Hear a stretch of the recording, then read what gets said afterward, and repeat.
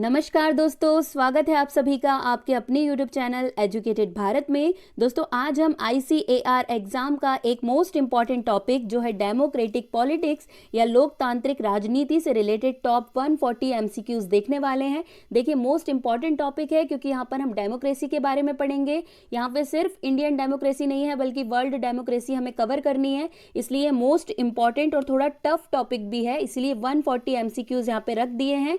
आप इस वीडियो को एक रिवीजन के तौर पे देख सकते हैं क्योंकि बहुत कम टाइम है एग्जाम के लिए, तो आप अपना रिवीजन इस वीडियो से कर सकते हैं। पूरे 140 MCQs देखिए, हो सकता है यहीं से आपके क्वेश्चंस बन जाएं। दोस्तों प्लीज वीडियो को शेयर जरूर कीजिएगा क्योंकि हो सकता है किसी ना किसी को इस वीडियो की जरूरत हो, तो उस तक ये वीडियो आप ही पहुंचा सकते हैं, इसलिए प्लीज वीडियो को शेयर जरूर करिएगा।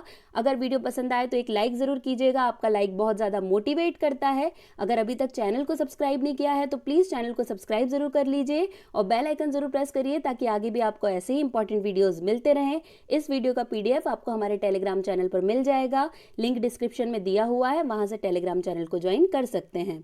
चलिए स्टार्ट करते हैं।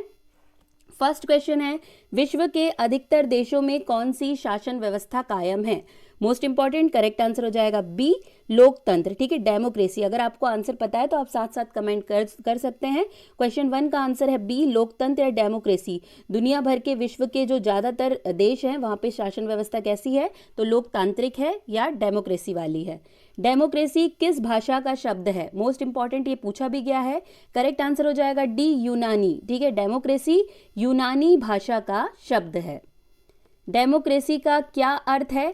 करेक्ट आंसर यहां पर इसका हो जाएगा ए, लोगों का शासन। देखिए डेमोक्रेसी का मतलब होता है लोकतंत्र और लोकतंत्र का मतलब होता है लोगों से बना हुआ तंत्र या लोगों का शासन।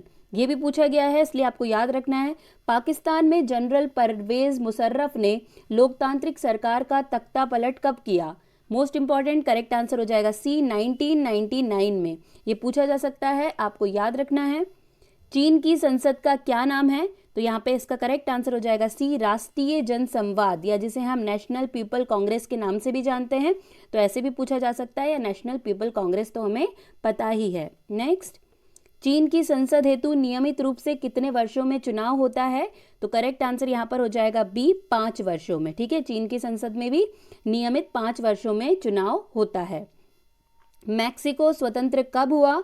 करेक्ट आंसर हो जाएगा सी, 1930 में। ठीक है, 1930 में मैक्सिको स्वतंत्र हुआ था। देखिए मैक्सिको से रिलेटेड क्वेश्चंस बहुत बार पूछे गए हैं, तो आपको बहुत अच्छे से इसे याद रखना है। मैक्सिको में कितने वर्षों के बाद राष्ट्रपति का चुनाव होता है? सही आंसर हो जाएगा सी, 6 वर्ष बाद। ठीक है, मैक्सिको में 6 वर्ष के बाद राष्ट्रपति या प्रेसिडेंट का इलेक्शन होता है।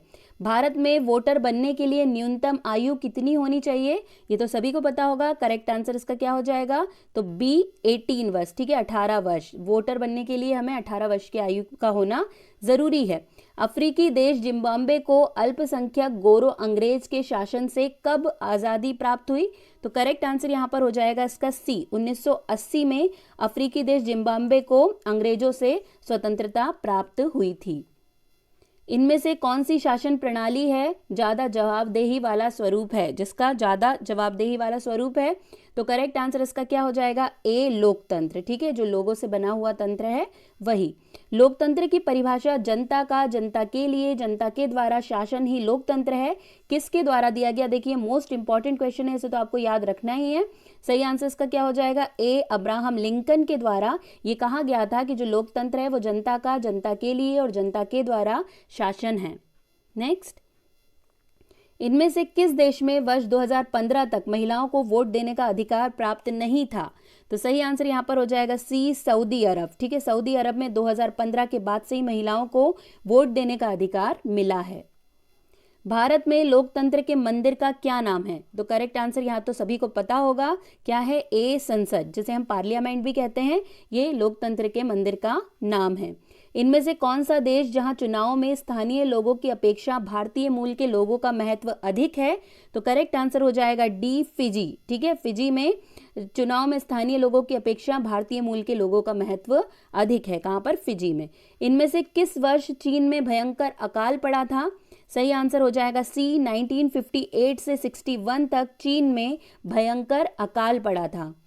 इनमें से कौन सा देश है जिसमें अब तक फौजी शासन और तानाशाही शासन नहीं आई है? तो करेक्ट आंसर हो जाएगा सी, मैक्सिको। ठीक है, मैक्सिको में कभी भी फौजी शासन या तानाशाही शासन नहीं हुआ है। नेक्स्ट देखते हैं, भारत में चुनाव का संचालन इनमें से कौन करता है? तो करेक्ट आंसर हो जाएगा सी, चुनाव आयोग। जो इलेक्शन कमीशन है वो भारत में चुनाव का संचालन करता है। भारत में राष्ट्रपति का चुनाव कितने वर्षों के बाद होता है? सही आंसर हो जाएगा सी, 5 वर्ष। ठीक है, सभी को पता है प्रेसिडेंट का चुनाव हर 5 वर्ष में होता है। ईवीएम का फुल फॉर्म क्या है? करेक्ट आंसर हो जाएगा बी, इलेक्ट्रॉनिक वोटिंग मशीन। ठीक है, ईवीएम का पूरा नाम क्या है? Electronic voting machine. भारतीय संविधान सभा के गठन के समय प्रारूप समिति के अध्यक्ष कौन थे? तो सही आंसर यहां पर हो जाएगा बी, डॉक्टर भीमराव अंबेडकर भारतीय संविधान सभा के गठन के समय प्रारूप समिति के अध्यक्ष थे। मोस्ट इंपॉर्टेंट क्वेश्चन है। भारतीय संविधान लिखने वाली सभा में कितने सदस्य थे? तो इसका सही आंसर हो जाएगा बी, 299। ठीक है, भारतीय संविधान लिखने वाली जो सभा थी उसमें 299 सदस्य थे। भारतीय संविधान कब बनकर तैयार हुआ?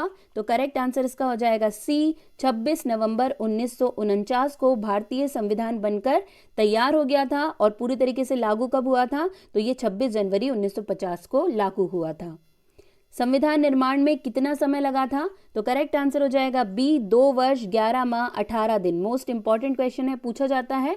तो इतना टाइम लगा था हमारे संविधान के निर्माण में। नेल्सन मंडेला कहाँ के जन नेता हैं?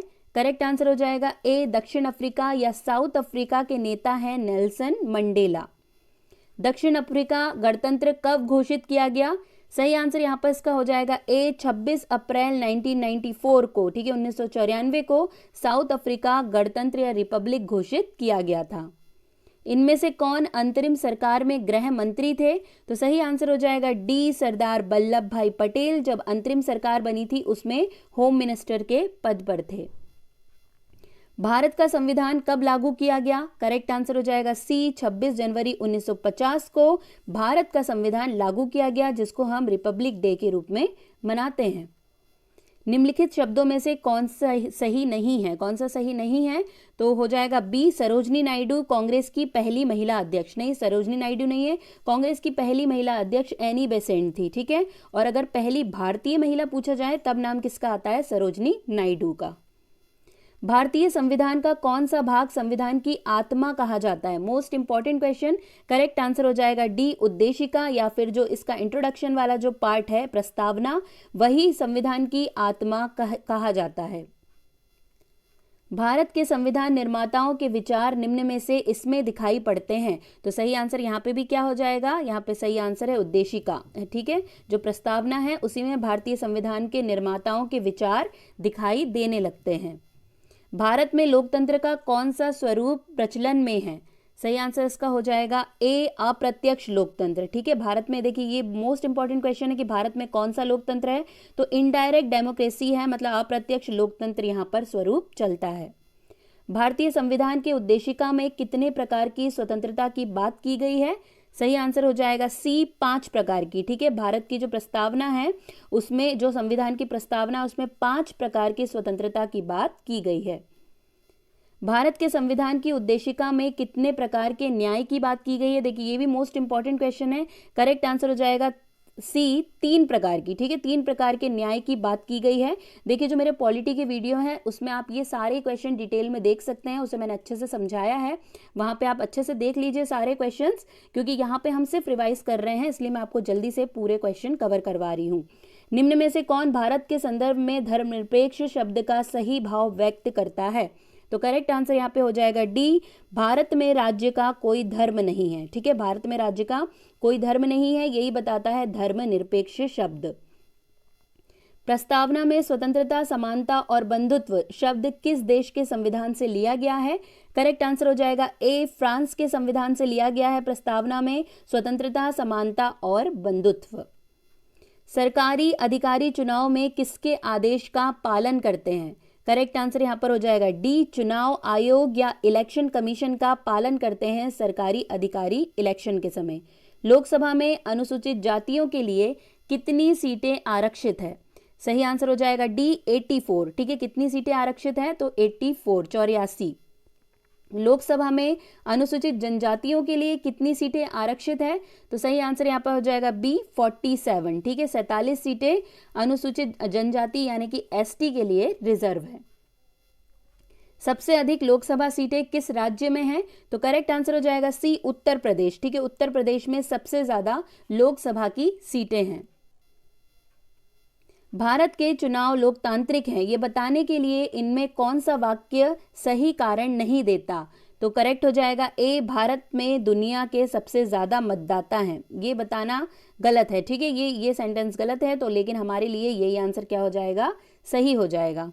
मुख्य निर्वाचन आयुक्त की नियुक्ति करते हैं? तो करेक्ट आंसर है डी, राष्ट्रपति या प्रेसिडेंट के द्वारा जो मुख्य चुनाव निर्वाचन आयुक्त हैं उनकी नियुक्ति की जाती है। लोकसभा चुनाव में एक निर्वाचन क्षेत्र पर अधिकतम खर्च की सीमा?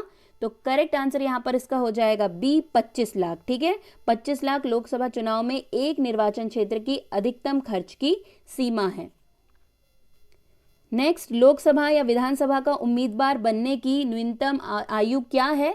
तो करेक्ट आंसर इसका हो जाएगा ए 25 वर्ष। ठीक है, अगर लोकसभा या विधानसभा में हमें उम्मीदवार बनना है तो मिनिमम कितनी एज चाहिए? तो 25 ईयर्स एज होनी चाहिए। किसे वोट देने का अधिकार नहीं है? तो सही आंसर हो जाएगा डी, उपयुक्त सभी, मतलब पागल और मानसिक विकलांगों को, न्यायालय द्वारा दिवालिया घोषित हो और नाबालिगों को इन्हें वोट देने का अधिकार नहीं है। निम्नलिखित राजनीतिक संस्थाओं में कौन सी संस्था देश के मौजूदा कानून में संशोधन कर सकती है? तो करेक्ट आंसर हो जाएगा डी, संसद। ठीक है, जो पार्लियामेंट है वही मौजूदा कानून में संशोधन या अमेंडमेंट कर सकती है। निम्नलिखित में कौन राजनीतिक कार्यपालिका का हिस्सा होता है?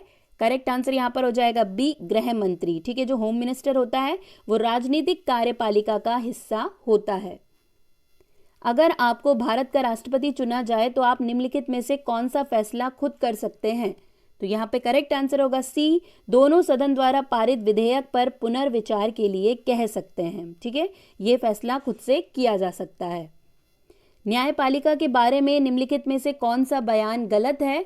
तो यहाँ पर ए, संसद द्वारा पारित प्रत्येक कानून को सर्वोच्च न्यायालय की मंजूरी की जरूरत होती है, ये वाला जो बयान है ये यहाँ पे गलत दिया गया है। सरकारी नौकरियों में सामाजिक और शैक्षिक दृष्टि से आरक्षण है? तो सही हो जाएगा ए, 27%। ठीक है, सरकारी नौकरी में सामाजिक और शैक्षिक दृष्टि से आरक्षण कितना है, रिजर्वेशन कितना है? तो 27% आरक्षण है। राष्ट्रपति पद के उम्मीदवार के लिए न्यूनतम आयु है? सही आंसर हो जाएगा ए, 35 वर्ष। ठीक है, कितनी आयु है? तो 35 वर्ष की आयु है राष्ट्रपति पद के लिए। सर्वोच्च न्यायालय के मुख्य न्यायाधीश की नियुक्ति कौन करता है? तो डी सही हो जाएगा, राष्ट्रपति के द्वारा सर्वोच्च न्यायालय के मुख्य न्यायाधीश की नियुक्ति की जाती है। राज्यसभा में राष्ट्रपति कितने सदस्य मनोनीत करता है? देखिए, मोस्ट इंपॉर्टेंट क्वेश्चन है। करेक्ट आंसर हो जाएगा बी, 12। ठीक है, राज्यसभा में 12 सदस्यों को मनोनीत करते हैं कौन? राष्ट्रपति। भारतीय सेनाओं का मुख्य कमांडर कौन होता है? सही आंसर हो जाएगा ए, राष्ट्रपति। ठीक है, भारत की जो तीनों सेनाएं हैं उसके मुख्य कमांडर कौन है? तो वो हैं भारत के प्रेसिडेंट। राष्ट्रपति मंत्रियों को किसकी सिफारिश पर नियुक्त करता है? सही आंसर हो जाएगा सी, प्रधानमंत्री। देखिए, राष्ट्रपति जब भी मंत्रियों को, मिनिस्टर, कैबिनेट मिनिस्टर को नियुक्त करता है तो किसकी सिफारिश पर? तो हमारे पीएम या प्रधानमंत्री की सिफारिश पर। प्रधानमंत्री की नियुक्ति कौन करता है? तो सही आंसर हो जाएगा ए, राष्ट्रपति के द्वारा ही प्रधानमंत्री की नियुक्ति की जाती है। भारतीय संविधान इनमें से कौन सा अधिकार देता है? सही आंसर हो जाएगा डी, अपनी संस्कृति की रक्षा का अधिकार ये भारतीय संविधान देता है। इनमें से कौन सा मौलिक अधिकारों के उपयोग का उदाहरण नहीं है? तो करेक्ट आंसर हो जाएगा डी, बच्चों द्वारा माँ बाप को संपत्ति विरासत में पाना ये मौलिक अधिकार के उपयोग का उदाहरण नहीं है। इनमें से कौन सा मौलिक अधिकार नहीं है? करेक्ट आंसर यहाँ पर हो जाएगा ए, काम करने व आराम करने का अधिकार ये हमारा कोई फंडामेंटल राइट्स नहीं है। गुआंतानामो बे जेल, ठीक है, गुआंतानामो बे जेल कहाँ स्थित है? वो थोड़ा अजीब सा नाम है पर कहाँ स्थित है? तो बी, क्यूबा में ये जेल स्थित है। सऊदी अरब में किसका शासन है? तो करेक्ट आंसर यहाँ पर हो जाएगा सी, शाह का। ठीक है, सऊदी अरब में किसका शासन है? तो शाह का शासन चलता है सऊदी अरब में। 6 से 14 वर्ष तक की आयु के सभी बच्चों को निःशुल्क और अनिवार्य शिक्षा का अधिकार किस अधिकार के अंतर्गत आता है? करेक्ट आंसर हो जाएगा सी, संस्कृति व शिक्षा के अधिकार के अंतर्गत आता है। ठीक है, आपको ये याद रखना है। इनमें से कौन सा अधिकार स्वतंत्रता के मौलिक अधिकार से संबंधित नहीं है? तो यहाँ पे करेक्ट आंसर हो जाएगा सी, उपाधियों का अंत, ये स्वतंत्रता के मौलिक अधिकार से संबंधित नहीं है। निम्नलिखित में से कौन संघवाद की प्रमुख विशेषताओं में से एक नहीं है? तो करेक्ट आंसर हो जाएगा डी, सरकार के किसी एक स्तर से संविधान को एक तरफा बदला जाना, ये संघवाद की प्रमुख विशेषताओं में से एक नहीं है। भारतीय संविधान द्वारा कितनी भाषाओं को अनुसूचित भाषाओं का दर्जा दिया गया है? तो करेक्ट आंसर यहाँ पर हो जाएगा सी, 22 भाषाओं को अनुसूचित भाषाओं का दर्जा दिया गया है। 2 प्रकार के मार्ग हैं जिनके माध्यम से संघों का गठन किया गया है, ये कौन से हैं? तो करेक्ट आंसर हो जाएगा सी, उपरोक्त दोनों। मतलब एक मार्ग में स्वतंत्र राष्ट्र शामिल है जो एक बड़ी इकाई बनाने के लिए एक साथ आती है। दूसरा मार्ग वहाँ है जहां एक बड़ा देश अपनी शक्तियों को राज्यों और राष्ट्रीय सरकार के बीच विभाजित करने का निर्णय लेता है। तो ये दोनों ही सही है, तो उपरोक्त दोनों इसका करेक्ट आंसर हो जाएगा। भारत में कितने प्रतिशत लोगों की मातृभाषा हिंदी है? तो करेक्ट आंसर यहाँ पर इसका हो जाएगा बी, 40%। ठीक है, भारत में 40% लोगों की मातृभाषा हिंदी है। इनमें से कौन सा कथन गलत है? तो डी, एक संघीय प्रणाली में राज्य सरकार केंद्र सरकार के प्रति जवाबदेह है, ये वाला कथन यहाँ पर गलत हो जाता है। संघीय प्रणाली के मूल उद्देश्य क्या है? तो यहाँ पर डी सही हो जाएगा। ए और बी दोनों देश की एकता को सुरक्षित रखने और बढ़ावा देना, क्षेत्रीय विविधता को समायोजित करना, ये संघीय प्रणाली के मूल उद्देश्य हैं। निम्नलिखित में से कौन सा कथन एकात्म सरकार के संबंध में गलत है? तो डी गलत है। राज्य सरकारों की शक्तियां संविधान द्वारा गारंटीकृत है। ठीक है, गारंटी तो आजकल किसी भी चीज की नहीं दी जाती, तो ये वाला जो पॉइंट है ये गलत हो जाएगा। भारत का संविधान मूल रूप से इसके लिए प्रदान किया गया है। तो करेक्ट आंसर यहाँ पे हो जाएगा ए, सरकार की एक 2 स्तरीय प्रणाली के लिए भारत का संविधान मूल रूप से प्रदान किया गया है। निम्नलिखित में से कौन सा साथ रहकर संघ का उदाहरण नहीं है? कौन सा साथ रहकर संघ का उदाहरण नहीं है?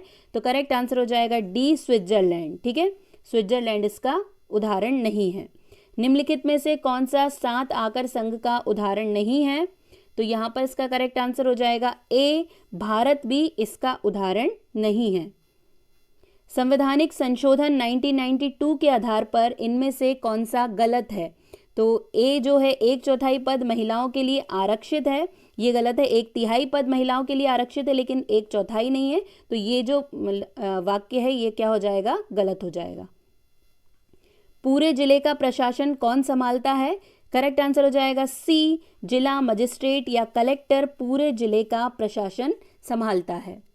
नेक्स्ट, किस अवधि में देश के कई राज्यों में क्षेत्रीय राजनीतिक दलों का उदय हुआ? तो सही आंसर हो जाएगा ए, 1990 के बाद की जो अवधि है उसके बाद देश के कई राज्यों में क्षेत्रीय राजनीतिक दलों का उदय हुआ था। ग्रामीण स्थानीय सरकार किस नाम से लोकप्रिय है? तो सही आंसर हो जाएगा सी, पंचायती राज। ठीक है, मोस्ट इंपॉर्टेंट है। देखिए, पंचायती राज के बारे में तो पूछा ही जाता है। पंचायती राज की 3 स्तरीय प्रणाली का कौन सा हिस्सा नहीं है?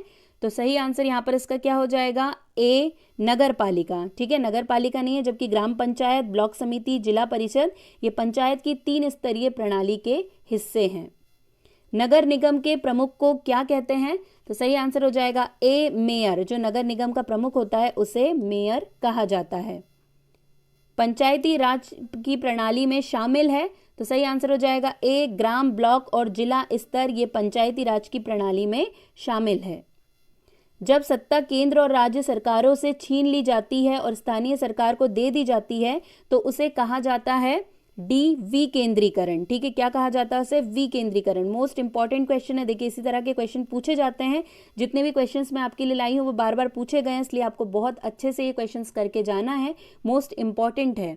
नेक्स्ट, भारत सरकार की भाषा नीति के बारे में सही कथन चुने। तो यहाँ पर इसके सही आंसर हो जाएगा डी, भारत के संविधान ने किसी भी भाषा को राष्ट्रभाषा घोषित नहीं किया है। ठीक है, ये आपको याद रखना है कि किसी भी भाषा को राष्ट्रभाषा घोषित नहीं किया गया है। बेल्जियम की राजधानी का नाम क्या है? तो सही आंसर हो जाएगा बी, ब्रुसेल्स बेल्जियम की राजधानी का नाम है। निम्नलिखित में से कौन सा श्रीलंका में एक प्रमुख सामाजिक समूह नहीं है? तो सही आंसर हो जाएगा डी, एंग्लो इंडियन।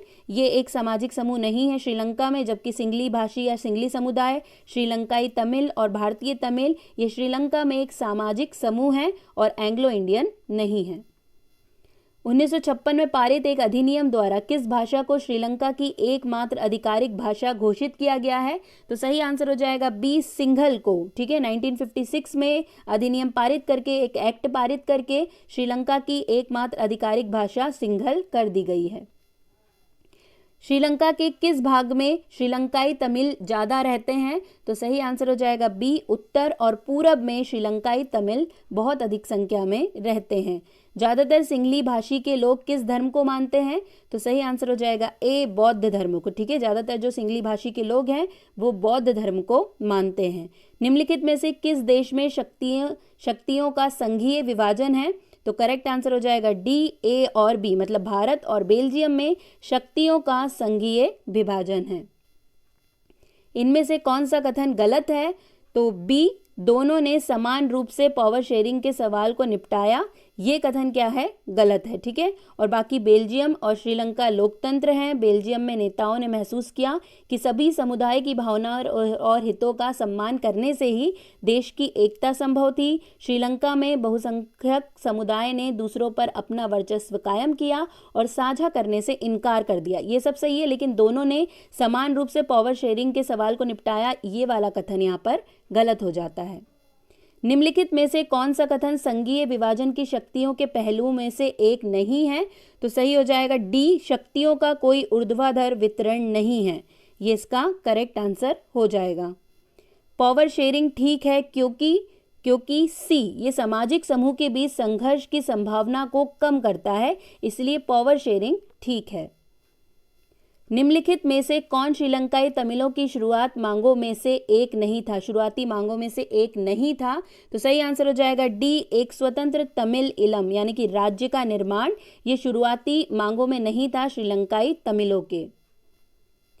1950 और 1960 के दशक के दौरान बेल्जियम में डच भाषी और फ्रांसीसी भाषी समुदाय के बीच तनाव के क्या कारण थे? तो यहाँ पे सही आंसर इसका हो जाएगा बी, फ्रांसीसी भाषी समुदाय बहुसंख्यक डच भाषी समुदाय की तुलना में अधिक समृद्ध और शक्तिशाली थे। ठीक है, ये मेन तनाव का कारण रहा है। 1970 और 1993 के बीच बेल्जियम के संविधान में कितनी बार संशोधन किया गया? करेक्ट आंसर यहाँ पर हो जाएगा डी, 4 बार। ठीक है, कितनी बार संशोधन किया गया बेल्जियम के संविधान में? तो 4 बार संशोधन किया गया 1993 और 70 के दशक में। बेल्जियम में निम्नलिखित में से कौन सी भाषा नहीं बोली जाती? करेक्ट आंसर यहाँ पे क्या हो जाएगा? सी, डेनिश। ठीक है, बेल्जियम में कौन सी भाषा नहीं बोली जाती? तो डेनिश नहीं बोली जाती, फ्रेंच, डच, जर्मन बोली जाती है। निम्नलिखित में से किस वर्ष में श्रीलंका एक स्वतंत्र देश के रूप में उभरा? तो करेक्ट आंसर यहाँ पे हो जाएगा बी, 1948 में श्रीलंका एक स्वतंत्र देश के रूप में उभर कर आया था। निम्नलिखित में से कौन सा समुदाय ब्रुसेल्स में अधिक संख्या में था? तो सही आंसर यहाँ पर हो जाएगा ए, फ्रेंच स्पीकिंग। ठीक है, ब्रुसेल्स में अधिक संख्या में था। बेल्जियम में सामुदायिक सरकार का चुनाव कौन करता है? करेक्ट आंसर हो जाएगा ए, केवल एक भाषा समुदाय से संबंधित लोग बेल्जियम में सामुदायिक सरकार का चुनाव करते हैं। निम्नलिखित में से किस देश में बहुसंख्यकवाद का सिद्धांत नागरिक युद्ध का कारण बना? तो सही आंसर हो जाएगा B, Sri Lanka. Most important question है, याद रखना है आपको ये। नेक्स्ट, श्रीलंका के किस भाग में श्रीलंकाई तमिल ज्यादा रहते हैं? सही आंसर क्या हो जाएगा इसका? तो इसका सही आंसर है बी, उत्तर और पूरब में श्रीलंकाई तमिलों की संख्या ज्यादा है। नेक्स्ट, इनमें से कौन सा कथन अश्वेत शक्ति आंदोलन के बारे में सही नहीं है? तो डी सही नहीं है, इसने शांतिपूर्ण तरीकों की वकालत की, ये वाला सेंटेंस सही नहीं है अश्वेत शक्ति आंदोलन के बारे में। नेक्स्ट, इनमें से कौन सा उत्तरी आयरलैंड के प्रोटेस्टेंटों के बारे में सच है? तो करेक्ट आंसर यहाँ पे क्या हो जाएगा? सी, ए और बी दोनों। ये यूनियनिस्ट पार्टी द्वारा प्रतिनिधित्व किए गए थे, ये ब्रिटेन के साथ बने रहना चाहते थे, ये दोनों ही बातें बिल्कुल सही है। सामाजिक विभाजन से निपटने के आधार पर इनमें से कौन सा कथन लोकतंत्र के बारे में सही नहीं है? तो बी आंसर करेक्ट हो जाएगा। लोकतंत्र हमेशा सामाजिक विभाजन के आधार पर समाज का विघटन करता है, ये सही नहीं है। इनमें से कौन सा वाक्य गलत नहीं है? तो यहाँ पर हो जाएगा डी, उपरोक्त सभी। प्रवासी अपने साथ अपनी संस्कृति लाते हैं, वे एक अलग सामाजिक समुदाय बनाते हैं, वे दुनिया को बहुसांस्कृतिक बनाने में मदद करते हैं। ये सारे वाक्य सही है, इसलिए यहाँ पे कोई भी वाक्य गलत नहीं है, उपरोक्त सभी सही है। इनमें से कौन सा अन्य समुदाय की मांगों को समायोजित नहीं करने का उदाहरण है? तो सही आंसर हो जाएगा डी, ए और बी, मतलब श्रीलंका और युगोस्लाविया, ये दोनों ही सही हैं। अमेरिका में नागरिक अधिकार आंदोलन का नेतृत्व किसने किया? तो सही आंसर यहाँ पर हो जाएगा B, Martin Luther King junior के द्वारा अमेरिका में नागरिक अधिकार आंदोलन का नेतृत्व किया गया था। नारीवाद शब्द का क्या अर्थ है? तो सही आंसर इसका हो जाएगा बी, एक व्यक्ति जो महिला और पुरुष के लिए समान अधिकार और अवसरों में विश्वास करता है, ये नारीवादी शब्द का अर्थ हम कह सकते हैं। नेक्स्ट, राज्य विधानसभाओं में महिलाओं का प्रतिनिधित्व निम्न में से कम है, तो करेक्ट आंसर इसका क्या हो जाएगा? बी, 0.05 से भी कम है। लिंग विभाजन की राजनीति अभिव्यक्ति का परिणाम है। लिंग विभाजन किस राजनीतिक अभिव्यक्ति का परिणाम क्या है? तो यहाँ पे करेक्ट आंसर क्या हो जाएगा इसका? ए, इसने सार्वजनिक जीवन में महिलाओं की भूमिका को बेहतर बनाने में मदद की है। ठीक है, तो ये मोस्ट इंपॉर्टेंट है। देखिए, ये जो आपका टॉपिक है, इसके ही जो इंटरनल टॉपिक हैं सारे, जैसे लिंग विभाजन का टॉपिक ले लें या फिर किसी और कंट्री का टॉपिक ले लें, तो ये सब इंटरनल टॉपिक हैं, उसी से रिलेटेड ये क्वेश्चन है। तो आपको सारे क्वेश्चंस करके अच्छे तरीके से जाना है। पंचायतों और नगर पालिकाओं में महिलाओं को प्रतिनिधित्व प्रदान करने के लिए निम्नलिखित कदम उठाए गए हैं। तो सही आंसर हो जाएगा ए, महिलाओं के लिए आधी सीटों पर चुनाव के लिए आरक्षण दिया गया है। ठीक है, ये मोस्ट इंपॉर्टेंट है, आपको इसे याद रखना है। इनमें से कौन सा कथन नारीवादी आंदोलन का उल्लेख नहीं करता? तो सही आंसर हो जाएगा सी, उन्हें घरेलू नौकरियों में प्रशिक्षित करना, ये नारीवादी आंदोलन का उल्लेख नहीं करता। भारतीय समाज माना जाता है, तो सही आंसर हो जाएगा बी, एक पितृ प्रधान समाज माना जाता है भारतीय समाज को। बिल्कुल सही है ना, सभी जानते हैं कि जो भारतीय समाज है वो क्या है? एक पितृ प्रधान समाज है। लैंगिक विभाजन से अभिप्राय है, तो करेक्ट आंसर यहाँ पे हो जाएगा बी, पुरुषों और महिलाओं के बीच विभाजन को ही लैंगिक विभाजन के रूप में जाना जाता है। भारत में कुछ स्थानों पर लिंग अनुपात किस स्तर तक गिर गया है? तो करेक्ट आंसर इसका हो जाएगा डी, 800। ठीक है, 800 तक, मतलब इस स्तर तक लिंग अनुपात गिर गया है। आंशिक रूप से सुधारकों के प्रयासों के कारण तथा आंशिक रूप से अन्य परिवर्तनों के कारण आधुनिक भारत में जाति व्यवस्था में काफी परिवर्तन हुए हैं। तो इसका करेक्ट आंसर हो जाएगा बी, सामाजिक और आर्थिक परिवर्तन। इनमें से कौन सा अधिनियम पुरुषों और महिलाओं दोनों को समान काम के लिए समान वेतन का भुगतान करने की गारंटी प्रदान करता है? सही आंसर हो जाएगा ए, समान मजदूरी से संबंधित अधिनियम, जो महिला और पुरुष को समान काम के लिए समान वेतन का भुगतान करने की गारंटी प्रदान करता है। इनमें से कौन सा सांप्रदायिक के कुरूप के बारे में सत्य है? तो सही आंसर हो जाएगा डी, उपरोक्त सभी। सांप्रदायिक हिंसा, दंगे, नरसंहार, ये सभी सांप्रदायिक के कुरूप के रूप में सत्य है। इनमें से कौन सा मामला पारिवारिक कानून से संबंधित है? तो करेक्ट आंसर हो जाएगा डी, उपरोक्त सभी। विवाह और तलाक, दत्तक ग्रहण, वंशानुक्रम, ये सभी पारिवारिक कानून है ना, पारिवारिक कानून से संबंधित है। राजनीति में सांप्रदायिकता का कौन सा रूप ले सकता है? राजनीति में सांप्रदायिकता का कौन सा रूप ले सकता है? तो करेक्ट आंसर यहाँ पर हो जाएगा डी, उपरोक्त सभी। धार्मिक पूर्वाग्रह की तरह हर रोज मान्यताओं में किसी के अपने धार्मिक समुदाय की राजनीति प्रभुत्व की खोज, धार्मिक आधार पर राजनीतिक गोलबंदी, ये सभी क्या हो जाएंगे? एकदम सही। जाति व्यवस्था के टूटने के लिए इनमें से कौन से कारण जिम्मेवार हैं? तो यहाँ पर सही आंसर हो जाएगा डी, उपरोक्त सभी।